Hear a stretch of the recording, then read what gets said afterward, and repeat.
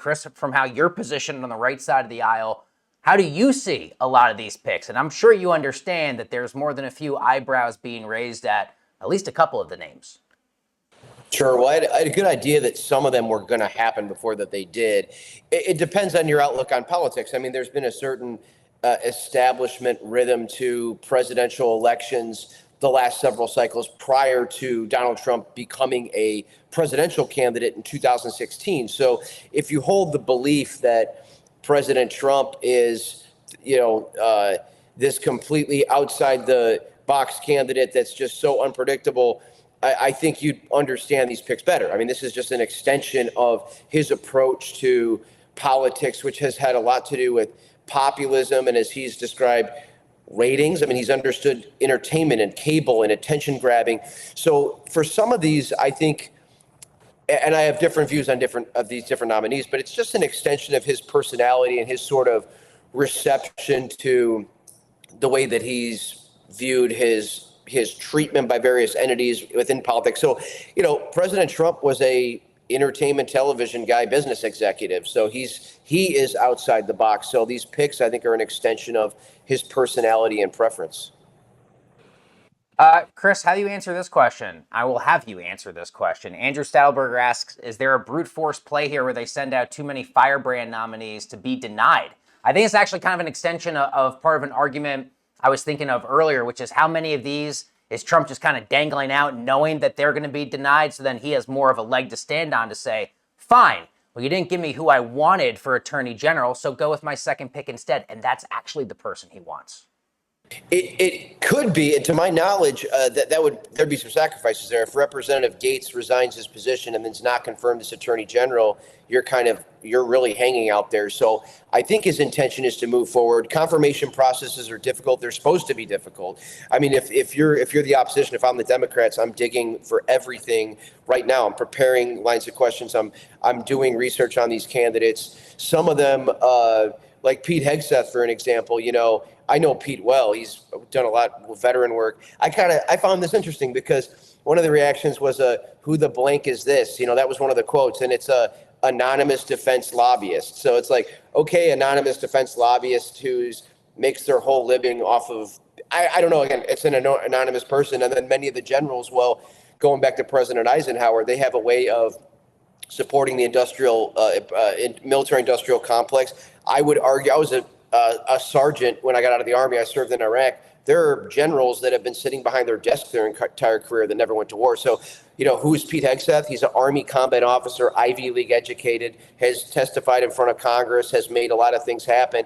And yes, he's become a cable news personality. And I'd argue a lot of his policies within the military would make it a lot stronger. So was President Obama qualified to be president? Because I feel like Pete Hegseth and Barack Obama have very similar credentialing level when it comes to the way that you look at an office. And, and just one last reference that I wanted to tie into this is, President Truman, he was referred to as very disparaging as this small town guy, this senator, this farm boy, and he goes in there and he ends up making a crucial decision relating to the war that ended up winning World War II. So again, it's fair play to criticize it, but this idea that it's crazy, I don't necessarily think it's crazy. I just think it's atypical. I'm going to stay with Chris just for one more to balance it out while we got the audio going. I think the challenge, and I agree. I think the thing for me is and I know Democrats and people are going to do this and be like, look at all these outrageous things he said when he was on Fox News. Like, if you're on cable news, you're doing media, there's a bit of a shock and awe factor to things you say. Like, God forbid I'm ever picked for a cabinet or I run for office. I probably don't want my entire media career dug through and be like, this one time 9 years ago, you said this in half a sentence, right? And it gets absolutely blown up. But Chris, do you have confidence there that you're going to have 51 votes for someone like Pete Hegseth, given the Susan Collinses, the Lisa Murkowskis, the Tom Tillises of the world, the Bill Cassidys of the world? It already seems like there's a lot of skepticism on certain picks, Pete included. Sure, and there should be skepticism. That's the whole point. The Senate is supposed to do their job. They're supposed to look at legislation and make sure that it's good and thorough. They make treaties and they have to confirm nominees. It's probably one of the most important things they do is confirming nominees and probably working on treaties. But it depends. What's so controversial? Within the military, especially some of this like sex reassignment surgery and things, some of this stuff I think is absolutely crazy. absolutely crazy and has nothing to do with national defense. And so he's touched on some issues that, again, it's interesting.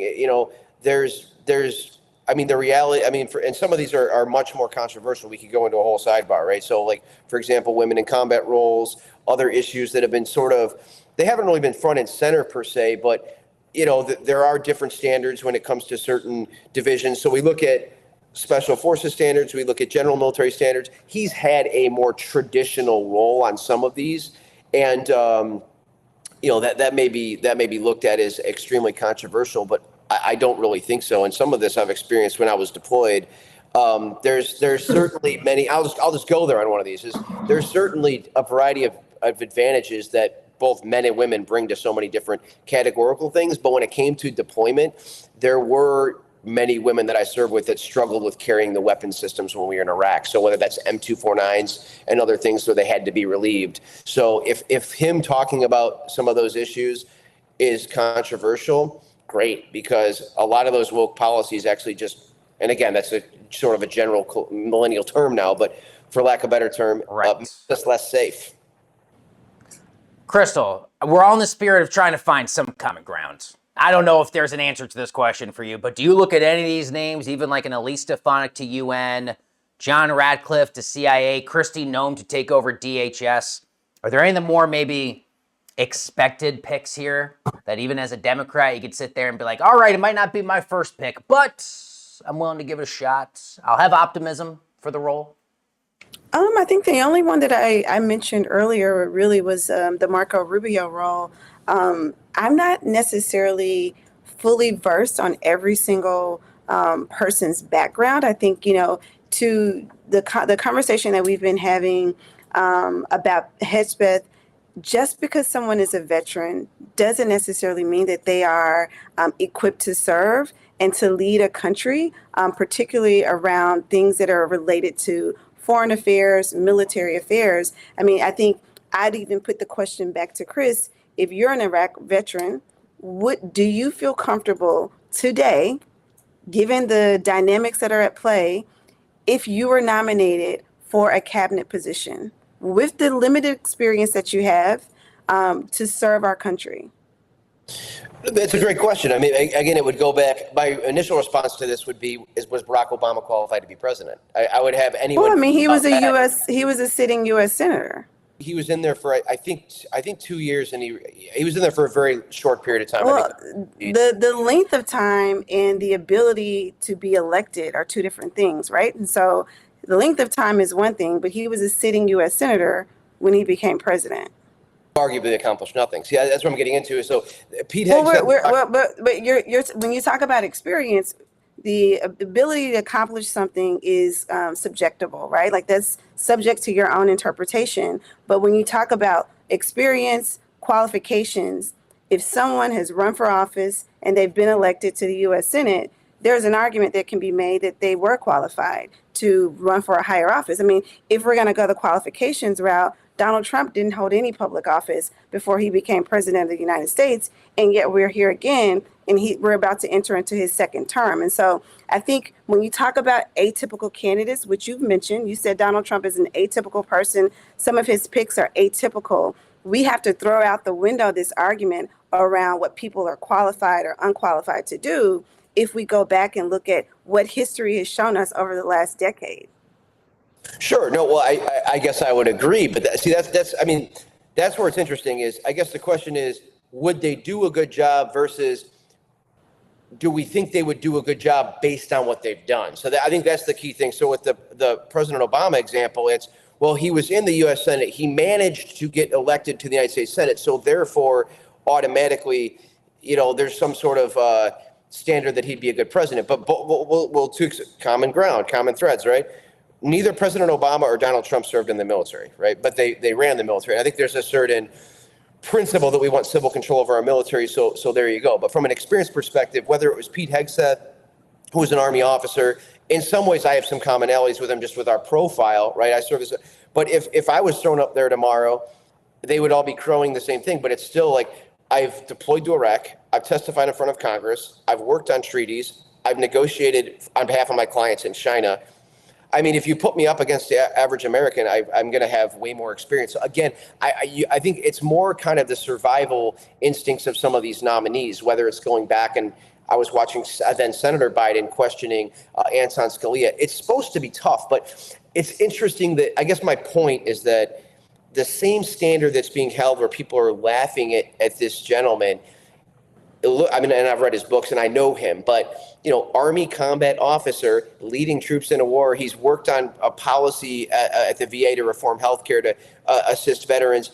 And he's worked, and he's a smart guy. So again, I guess you can't do everything. Is that enough though, Chris? I mean, you're a smart guy. Is that enough to lead in a cabinet position? I think I want to just interrupt you here and ask, I like some of the ways that you're framing this conversation and the argument, because you're framing it less from a qualification perspective and more about ability to perform the capabilities that are needed to execute the job. And so maybe we should reframe the question and ask, do you believe that he has the capabilities and the qualifications that are necessary to lead in this role?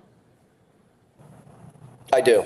Absolutely. And I think part of the reason President Trump's put him in there is because his allegiance is going to be to this sort of outside disruptive culture and not the military industrial complex. And for anyone that's worked in the defense community, there is a lot of narcissism and egotistical stuff out there. And I think part of the reason President Trump did this is because he's read all the letters from X amount of admirals, all this, that are kind of going after him and everything, and just kind of the arrogance of all that. I think this is kind of a response to it. And if you look, for example, Hillary Clinton, Kamala Harris, they've got strong, their resumes, I think, are extraordinarily impressive. And then yet, it's certainly in the case, I think, of Kamala Harris, there's a lack of orientation or experience. So again, we get into, I think, how someone's going to do, and then how someone's going to do based on what we know now. I don't know that anybody is actually fully ready for a job. Think about all of the cabinet nominees have had to go through confirmation. I think if they ask themselves in reverse, they're more prepared once they're in that role and they're running down the field. The same thing could say for anyone that's been through the military, basic training. Most of us are crying the first week or thinking about crying or wondering how we can crawl over the fence at night and get out of there. Like, what do we get ourselves into? But it's a process. So I guess my point on Pete Hegseth is, yes, I believe that he is qualified to go through this process and he would stand up well. I think it'll be tough. Some of these I don't see a road to them getting through, but they have to win over those senators. And again, they would be considered atypical, but we're in atypical times. And one last point is, one of the talking points of the Trump administration has been no new wars, but that's a fact. So, if his choice is in line with his political theories and we haven't had wars, maybe we should give some thought to all of these generals and all of these admirals. Maybe their goal really is to make sure we stay in perpetual conflict so they can justify their existence. And so I think President Trump's, this is consistent with the way he thinks, right? So, and he likes people that like him, which him and Pete have got a relationship. So, again, I guess that's the thing is someone qualified with what their background is, or will they be qualified once they're in the job? And again, they're going to face a heavy amount of scrutiny, as they should. Yeah, I think, Chris, I think I'd say to your last point around the loyalty, Donald Trump has really liked everyone until they made a decision that he didn't like. And so I think on the position of loyalty, we've seen over and over again in his first term in office that he picks people, he gives them raging and raving reviews as they're entering into an office. And as soon as there's a decision that he believes doesn't serve his personal interests and not the interests of the American public, then we see them get fired publicly, sometimes unknown unless it's on social media. And so I'd say that's probably one of the big things that makes me nervous about any of the folks that Donald Trump picks, is that while they can be lauded early on, they may only serve 30 days in office, because something will come up inevitably where they will have to choose between Donald Trump or the American people. And once they choose the American people, they will be eliminated. It's a fair point. Look, and and they're free to say no. They're free not to take a job. So again, things come with choices, right? So there's options. I think for anyone in politics, I think we have to be honest that these are dream jobs. These are things people dream their whole life for, right? To be Secretary of State. I'm sure Senator Rubio is not thinking about the little Marco nightmares he used to have. Now he's thinking about, I could being Secretary of State and negotiating with foreign leaders. So yeah, there is going to come that, I think that risk that would come with working with President Trump. Absolutely. And look, we do need to have functioning government. And again, there's a separate conversation about Congress. Is Congress functional? I mean, the job of Congress is to pass. We don't have a budget, right? So they may pass perhaps a appropriations bill here at the end of the year for transportation. But anybody that works on any kind of policy issues when you're on a continuing resolution, you can't have community funding projects. Congress doesn't work that well together. So I guess we don't want to have the executive branch behaving that same way. But I feel like with President Trump, people know what they're getting into. So you can make the choice, you can avoid the choice, again, and the election, we could get into that too, and kind of what it meant and what happened, because I think a lot of people were really wrong about what happened. But sure, it comes with. I think there's a risk, and they're going to have to take that risk. But I think it comes with a disclaimer. We know how he governs. He governed before, and he's going to be governing again.